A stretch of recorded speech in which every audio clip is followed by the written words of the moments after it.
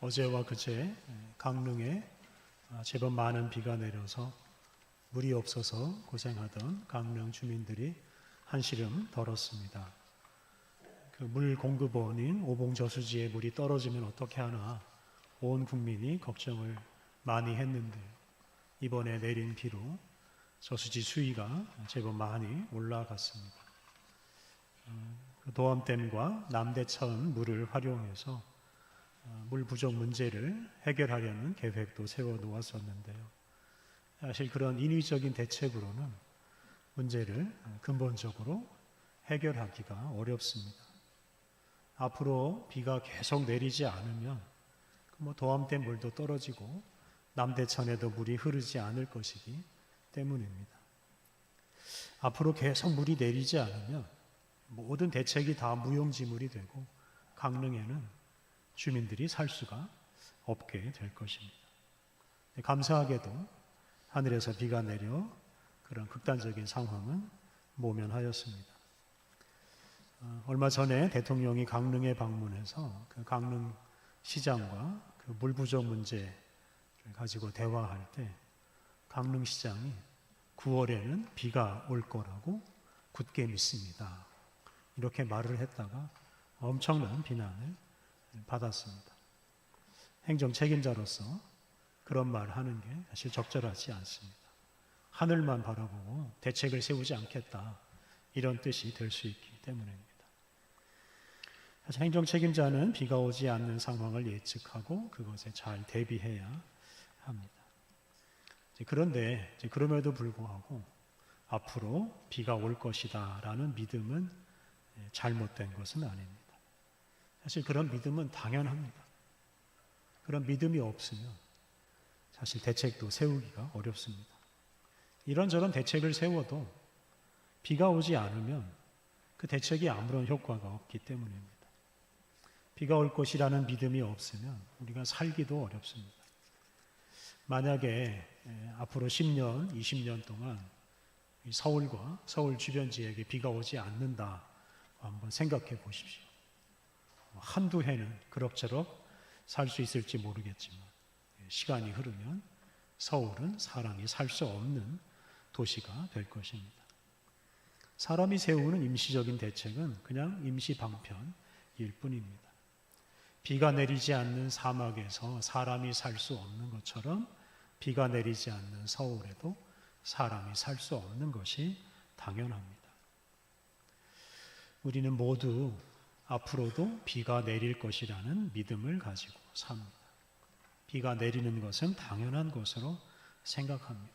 그러한 믿음이 없는 사람은 없습니다. 그런 믿음이 없는 사람은 사실 희망이 없는 사람입니다. 하늘과 땅과 물이 조화를 이루어서 우리 사람이 살 수 있는 환경을 만들어 줍니다. 우리는 오늘도 내일도 그러한 환경이 조성될 것이라고 믿고서 삽니다. 이러한 믿음이 깨지면 우리는 불안해서 살 수가 없습니다. 특히 우리 그리스도인들은 창조주 하나님께서 이 거대한 우주 만물을 창조하시고 그것을 사용하여 우리가 살 수 있는 환경을 만들어 주셨다고 믿습니다. 이것이 우리 신앙 고백의 아주 중요한 내용입니다. 우리는 매주일 나는 전능하신 아버지 하나님, 천지의 창조주를 믿습니다. 이렇게 고백합니다. 천지 만물을 창조하시고 조화롭게 운행하시는 하나님이 없으면 이 세상도 우리도 존재할 수 없고 살 수 없다고 고백합니다. 새 정부가 들어서서 엄청난 지원을 하면서 인공지능 AI 기술을 개발에 매진하고 있습니다. AI 기술을 잘 개발해서 경제적으로 한 단계 도약할 마음을 품고 있습니다. 그런데 아무리 좋은 AI를 개발해도 비가 오지 않으면 우리는 살 수가 없습니다. 아무리 좋은 기술을 개발해도 천지 만물이 우리 사람이 살 수 있는 환경을 만들어주지 않으면 그 기술이라는 게 아무런 쓸모가 없습니다. 오늘 창조절 둘째 주일을 맞이해서 우리가 과학기술이나 돈이나 또는 사람의 능력으로 사는 게 아니고 오직 천지 만물을 창조하신 하나님의 은혜로 살고 있다 하는 점을 깊이 묵상해 보았습니다. 오늘 구약의 말씀으로 창세기 32장, 출애굽기 32장 7절 이하 말씀을 봉독했습니다. 오늘 본문의 배경은 오늘 본문 바로 앞에 있는 출애굽기 32장 1절부터 6절에 나옵니다. 이 당시에 모세는 그 시내산에 올라가서 40일 동안 금식하면서 하나님께 거룩한 율법을 받습니다. 출애굽기하고 레위기에 기록된 그 율법이 바로 이때 모세가 받고 있던 율법입니다. 그런데 산 아래에 있던 사람들은 그 일이 빨리 끝날 것이라고 생각했던 것 같습니다. 그들은 기다리던 모세가 내려오지 않으니까 마음이 불안해졌습니다. 늘 그들 곁에 있던 모세가 보이지 않으니까 그럴 만도 합니다. 특히 그들은 그동안 모세를 통해서 하나님의 말씀을 들었는데 모세가 없으니 하나님의 말씀을 들을 수가 없었고, 그러자 하나님께서 그들과 함께 하신다는 확신도 사라지게 되었습니다. 이 때문에 산 아래에 있던 사람들이 제사장 아론에게 가서 눈에 보이는 좀 확실한 것을 요구했습니다. 그들은 자신들을 인도해 줄 신을, 하나님을 만들어 달라고 했습니다. 그러자 제사장 아론은 이스라엘 민족을 애굽에서 이끌어내신 하나님을 금송아지 모습으로 만들어 주었습니다. 그리고 사람들은 그 금송아지를 애굽 땅에서 그들을 인도해낸 하나님이라고 말했습니다. 이렇게 산 아래에 있던 사람들은 눈에 보이는 그 하나님 형상을 보고 안심했습니다. 그들은 사람들이 만든 금송아지 형상을 하나님으로 여기고 그 금송아지 앞에서 제사를 드렸습니다. 이로써 그들의 불안이 해소가 되었습니다. 그들은 사람이 만든 멋진 형상을 보고 그것으로 만족했습니다. 그런데 그러한 모습을 보신 하나님께서 진노하셨습니다. 오늘 우리가 봉독한 말씀 7절과 8절을 보면 하나님께서 이스라엘 민족의 죄악을 지적하시는데요. 특히 그들이 눈에 보이는 형상, 이 우상을 만들고 그 우상을 하나님이라고 부르며 섬긴 것을 책망하셨습니다. 오늘 본문 앞에 있는 출애굽기 20장을 보면 하나님께서 모세를 통해 이스라엘 민족에게 십계명을 주십니다. 그 십계명을 주시면서 우상을 만들지 말라 하는 계명을 주셨습니다. 그런데 오늘 본문 8절 상반절을 보면 하나님은 그들이 내가 그들에게 명령한 길을 속히 떠나 자기를 위하여 송아지를 부어 만들고 그것을 예배했다라고 책망했습니다. 하나님께서는 당신의 백성들이 우상을 만들지 말라고 한 당신의 말씀을 무시하고 자기들 마음대로 사는 것에 대해서 그렇게 진노하셨습니다. 사실 오늘 본문 앞에 있는 말씀을 보면 이스라엘 민족은 끊임없이 하나님을 원망하고 하나님 말씀을 거역했습니다. 애굽에서 나올 때부터 이스라엘 민족의 원망과 불평과 불순종은 계속되었습니다. 이렇게 끊임없이 당신의 말씀을 거역하는 사람들을 하나님께서 더 이상 용납하지 않겠다라고 선언하십니다. 오늘 본문 10절을 보면 하나님은 내가 그들에게 진노하여 그들을 진멸하겠다라고 말씀하셨습니다. 하나님은 당신의 말씀을 따르지 않는 사람들을 더 이상 당신의 백성으로 여기지 않기로 결심하셨습니다. 창세기 24장을 보면 하나님께서 이스라엘 민족에게 십계명을 비롯한 율법을 주신 다음에 이스라엘 민족과 언약을 맺으십니다. 그때 이스라엘 백성은 율법을 잘 지키겠다고 약속을 했습니다. 그런데 얼마 지나지 않아서 바로 그런 약속을 저버렸습니다. 그래서 하나님도 이스라엘 민족을 버리시겠다고 선언하셨습니다. 그리고 10절 마지막 부분을 보면 하나님은 모세를 큰 나라가 되게 하시겠다고 하셨습니다. 다시 말해서 아브라함의 후손으로 이루어진 이 이스라엘 민족은 버리시고 모세를 조상으로 하는 이런 새로운 민족을 만드시겠다 하는 말씀입니다. 모세 입장에서는 자기를 기초로 하는 새로운 나라를 만드시겠다고 하니 하나님의 말씀을 기쁘게 받아들일 만도 합니다. 하지만 모세는 이스라엘 민족의 지도자로서 그렇게 하지 않고 슬퍼하면서 이스라엘 민족을 위해서 기도합니다. 오늘 본문 11절부터 13절 말씀이 바로 모세의 기도, 중보기도인데요. 오늘 우리가 주목해야 할 말씀입니다. 모세는 하나님께 기도하면서 이스라엘 민족을 버리면 결코 안 된다라고 말합니다. 먼저 오늘 본문 11절을 보면 모세는 하나님께서 버리려고 하는, 하나님께서 진멸하려고 하는 그 이스라엘 백성은 하나님께서 당신의 큰 권능과 강한 손으로 애굽 땅에서 인도해낸 하나님의 백성이라고 강조합니다. 하나님이 진멸하려고 하는 이스라엘 백성이 주의 백성, 하나님의 백성이라고 강조합니다. 오늘 본문 7절을 보면 하나님께서 모세에게 이스라엘 백성을 네가 애굽 땅에서 인도해낸 네 백성이라고 하셨습니다. 그러니까 이스라엘 백성을 모세가 애굽 땅에서 인도해낸 모세의 백성이라고 부르신 겁니다. 하나님은 당신의 말씀을 거역하는 이스라엘 백성은 당신과 관계가 없고 더 이상 당신의 백성이 아니다라고 선언했습니다. 그런 말씀에 대해서 모세는 이스라엘 백성은 결코 자기 백성이 아니고 자기가 그들을 인도해낸 것도 아니고 하나님께서 친히 이스라엘 백성을 애굽에서 인도해내셨고 그 이스라엘 백성은 하나님의 백성이라고 강조했습니다. 이런 모세의 말은 이스라엘 민족은 하나님께서 애굽에서 인도해낸 하나님의 백성이기 때문에 하나님께서 도무지 버릴 수가 없는, 하나님께서 진멸할 수가 없는 사람들이라는 뜻입니다. 12절에서도 모세는 하나님께서 이스라엘 민족을 버릴 수 없는 또 다른 이유를 말합니다.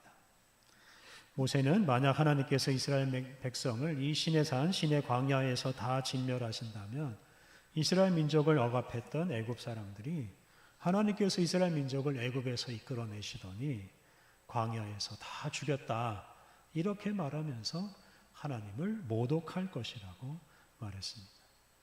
그러니까 이스라엘 민족을 진멸하면 그들을 애굽에서 이끌어내신 그 하나님의 명예에 문제가 생긴다 하는 뜻입니다. 그러므로 하나님께서 이스라엘 민족을 진멸해서는 안 된다, 진멸할 수도 없다라고 강조한 것입니다. 13절에도 하나님께서 이스라엘 민족을 진멸할 수 없는 또 다른 이유가 나옵니다. 13절을 보면 모세는 과거로 거슬러 올라가서 아브라함과 이삭과 야곱, 이스라엘에게 하나님께서 하신 약속, 즉 이스라엘 민족을 번성하게 하시고 이스라엘 민족에게 가나안 땅을 주시겠다고 약속하신 것을 기억해 달라고 요청합니다. 하나님께서 이스라엘 민족의 조상들에게 약속하신 것을 기억해 달라고 요청합니다. 만약 하나님께서 이스라엘 민족을 진멸하면 그것은 하나님께서 아브라함과 이삭과 야곱에게 약속한 것을 스스로 깨는 것과 마찬가지입니다. 그러니 하나님은 이스라엘 민족을 진멸할 수가 없습니다. 이스라엘 민족 때문이 아니라 하나님 당신 자신 때문에 이스라엘 민족을 진멸할 수가 없다. 이게 바로 모세의 기도이자 주장입니다. 오늘 본문 11절부터 13절에서 이렇게 모세는 하나님께서 이스라엘 민족을 진멸할 수 없는 여러 가지 이유를 들었습니다. 그래서 결론적으로 말하면 이스라엘 민족은 자신들의 범죄 때문에 진멸당하는 것이 마땅하지만 이스라엘 민족을 선택하시고 번성하게 하시고 애굽에서 나오게 하시고 그들에게 가나안 땅을 주시겠다고 약속하신 그 하나님 때문에 이스라엘 민족은 진멸당할 수가 없고 진멸당해서는 안 된다라는 것입니다. 모세는 바로 이런 확신을 가지고 하나님께 기도하였고 하나님은 그 기도에 응답하십니다. 오늘 본문 14절에 나오는 대로 하나님은 이스라엘 민족을 진멸하리라고 하셨던 당신의 뜻을 돌이키셨습니다.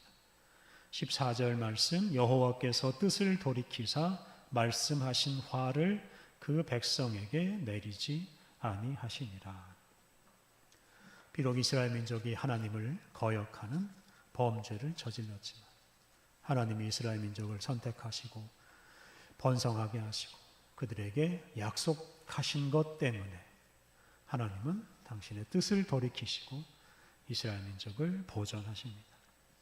이렇게 하나님은 이스라엘 민족에게 진노하셨지만 당신의 그 큰 사랑과 당신의 약속 때문에 결국 그 진노를 거두셨습니다.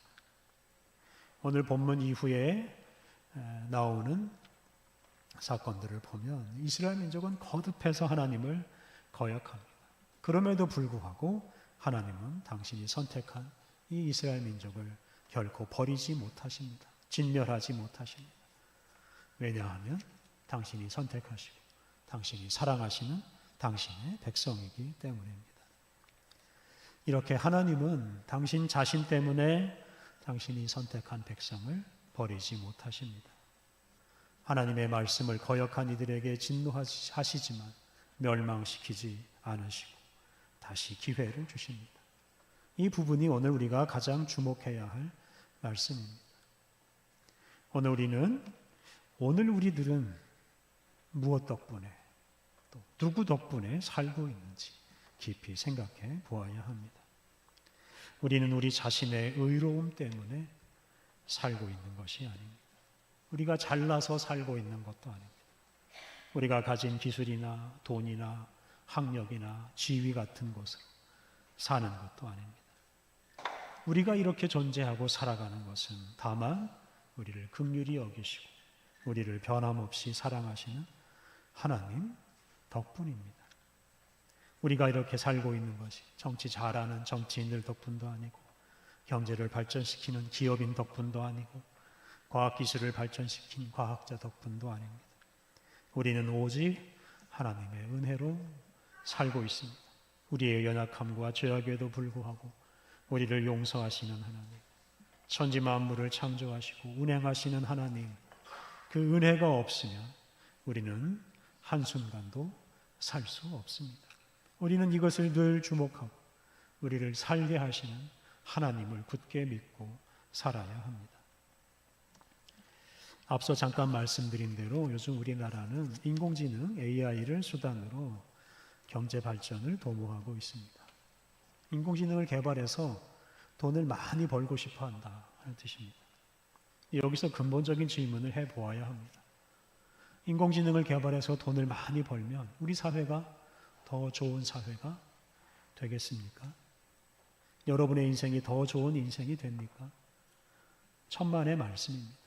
다 아시듯이 인공지능은 이 전기 먹는 하마입니다. 요즘 우리가 자주 사용하는 챗GPT를 비롯한 여러 가지 인공지능 때문에 엄청난 전기가 소비되고 그것 때문에 지구온난화가 더 심각해지고 있습니다. 여러분 재미삼아서 인공지능에게 이것저것 질문하지 마십시오. 꼭 필요한 것만 물어봐야 됩니다. 인공지능을 적게 사용하는 것도 이 지구를 지키는 아주 중요한 일 중에 하나입니다. 특히 인공지능이나 다른 과학기술 그런 걸로 우리의 문제를 해결하고 그런 걸로 우리가 더 부자가 되겠다고 생각하지 않아야 합니다. 그것은 정반대로 우리 지구와 우리 인류의 삶을 망가뜨릴 수 있다는 것을 우리가 꼭 기억해야 합니다. 기술을 개발해서 돈을 버는 것이 나쁜 일이라고 할 수는 없습니다. 하지만 기술을 개발해서 돈을 버는 것을 가장 중요한 것으로 여기고 그것에만 목숨을 걸고 그것에만 희망을 두는 것은 결국 우리 자신을 망치고 세상을 망치고 말 것입니다. 우리는 기술 때문에 사는 게 아닙니다. 돈 때문에 사는 게 아닙니다. 우리는 천지 만물을 창조하신 하나님의 은혜로 삽니다.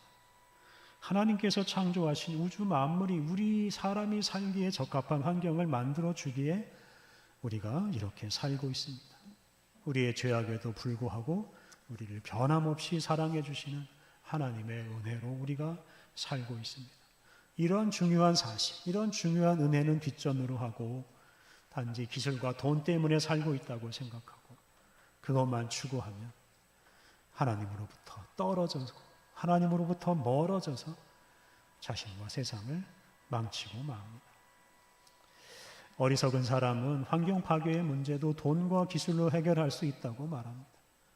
나중에 돈 더 많이 벌면 환경 문제 해결할 수 있다고 생각하고 좋은 기술을 개발해서 환경 문제를 해결할 수 있다고 말하는데 사실 그 말은 거짓말일 수 있습니다. 예를 들어서 수십 년 전부터 이 플라스틱이 썩지 않는 문제를 심각하게 생각하고 이 플라스틱을 먹고 분해하는 이런 미생물을 개발한다고 참 많은 말을 했습니다. 그리고 그 말을 믿고 그냥 무분별하게 플라스틱을 생산하고 소비하기도 했습니다. 그런데 그 플라스틱을 분해하는 미생물을 개발하는 일은 아직 초보적인 단계에 불과합니다. 과학기술을 이용해서 환경 문제를 해결하는 것, 불가능한 일입니다. 실제로 과학기술이 이렇게 많이 발전했는데도 환경 문제는 나날이 악화되고 있을 뿐입니다. 그렇다면 우리가 어떻게 해야 하겠습니까? 앞서 말씀드린 대로 우리는 천지 만물을 창조하신 하나님의 은혜로 사는 존재인 것을 굳게 믿어야 합니다. 우리 자신의 의로움이나 우리 자신의 능력이나 우리가 가진 기술이 아니라 우리를 사랑하시고 용서하시는 하나님의 긍휼 덕분에 사는 존재인 것을 굳게 믿어야 합니다. 그리고 하나님께 돌아가야 합니다. 오늘 봉독한 신약의 말씀 누가복음 15장에는 잃어버린 자를 찾으시는 하나님에 대한 말씀이 나옵니다. 하나님은 당신을 떠난 사람들, 당신을 배반한 사람들, 당신의 말씀을 거역하는 사람들을 버리지 않으십니다. 그들이 망하는 것을 원치 않으십니다. 하나님은 그들이 돌아오는 것을 기뻐하십니다. 그리고 돌아오면 기쁘게 맞이해 주십니다. 여기에 바로 우리가 살 길이 있습니다. 우리는 하나님의 은혜와 섭리로 이 세상에 태어나서 살아가고 있습니다. 그러한 존재이기에 우리는 하나님을 떠나서는 아무것도 할 수 없고 하루도 살 수가 없습니다. 하나님께로 돌아가는 것이 우리의 진정한 희망이고 우리가 살 길입니다. 그러므로 우리는 지금 우리가 하나님으로부터 멀어져 있지 않은지 돌아보아야 합니다. 우리와 온 세상을 존재하게 하시고 살아가게 하시는 그 창조주 하나님 말씀을 따라 살고 있는지 우리 자신을 점검해야 합니다. 그리고 하나님에 대한 믿음을 굳게 하고 하나님께 돌아가고 하나님께 기도해야 합니다. 그때 비로소 우리는 하나님의 자녀의 권세를 누리고 하나님의 백성답게 살 수 있습니다. 자신의 의로움이나 자신의 지혜를 내세우지 않고 돈이나 기술을 앞세우지 않고 우리 하나님, 우리를 사랑하시는 하나님을 굳게 믿고 하나님께 돌아갈 때 우리가 비로소 희망을 얻을 수 있습니다. 환경 문제 역시 마찬가지입니다. 천지 만물을 창조하시고 천지 만물을 통해 우리를 살게 하시는 하나님에 대한 믿음을 굳게 하고 하나님께 돌아가서 하나님 말씀대로 살아가는 것, 이것이 환경 문제를 근본적으로 해결하는 길입니다.